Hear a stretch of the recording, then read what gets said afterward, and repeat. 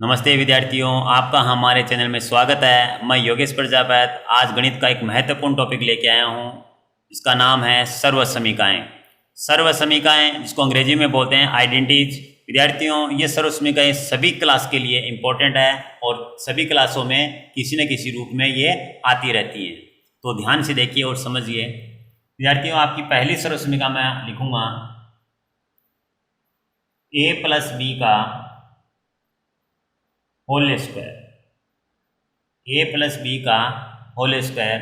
तो आप इसको कैसे याद रखोगे विद्यार्थियों? इसको याद रखिए आप, पहले ब्रैकेट का स्क्वायर प्लस दूसरे ब्रैकेट का स्क्वायर प्लस 2 गुणा में 2 ब्रैकेट। क्या बोला विद्यार्थियों? फिर से रिपीट करता हूँ, पहले ब्रैकेट का स्क्वायर प्लस दूसरे ब्रैकेट का स्क्वायर प्लस 2 गुणा में 2 ब्रैकेट। अब आप ए और बी है तो यहाँ ए लिख दीजिए, यहाँ बी लिख दीजिए, यहाँ ए लिख दीजिए और यहाँ बी लिख दीजिए।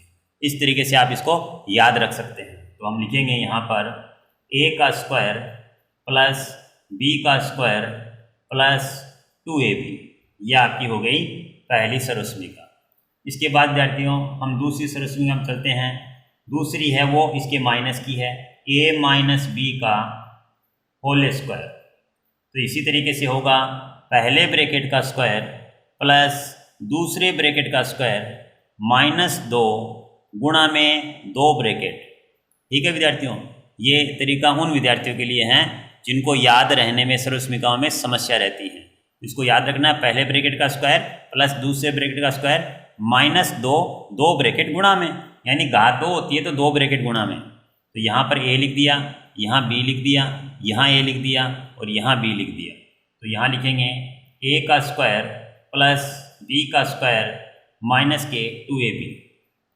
इसके बाद विद्यार्थियों तीसरी सर्वसमीका लिखते हैं हम।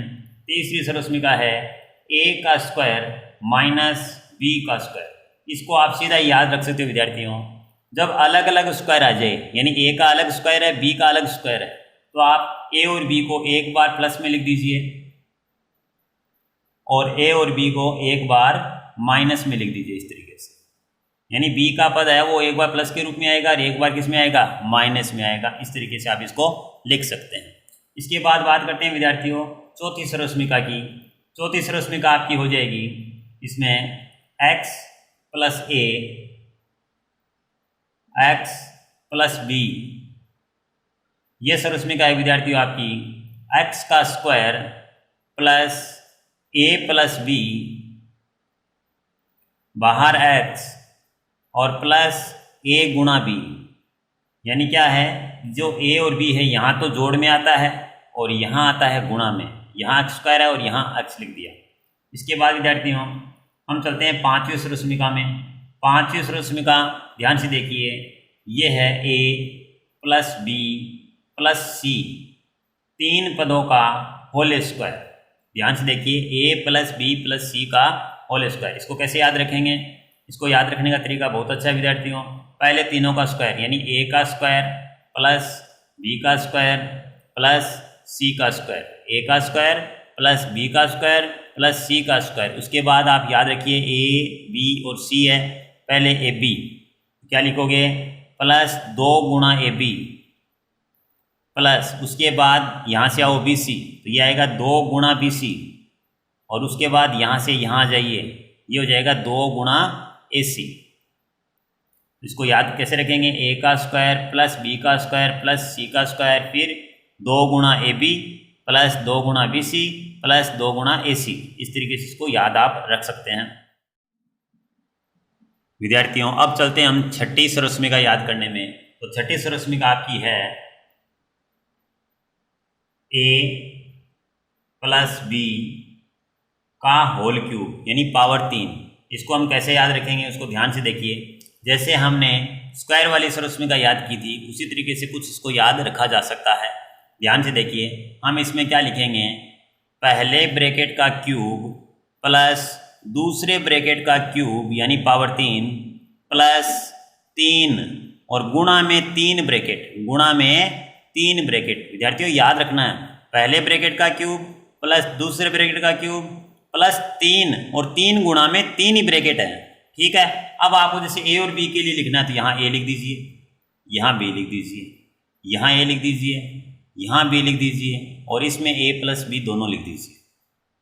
ठीक है विद्यार्थियों, तो हम क्या करेंगे, यहाँ लिखेंगे ए का क्यूब प्लस बी का क्यूब प्लस 3 गुणा में ए बी और ब्रैकेट में ए प्लस बी।